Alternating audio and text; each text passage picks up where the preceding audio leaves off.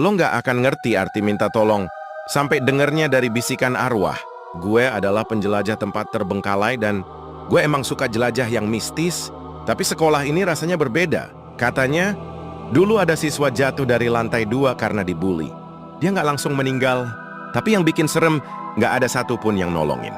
Sekarang, tiap malam lampu di lantai 2 suka nyala sendiri. Dan lo tahu yang lebih serem?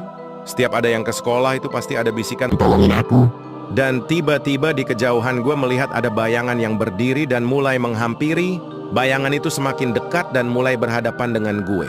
Dia nggak marah, dia cuma nyari seseorang yang dulu nggak pernah nolongin dia. Apakah dia masih menyimpan dendam yang belum pernah terbalaskan? Tulis pendapatmu di kolom komentar.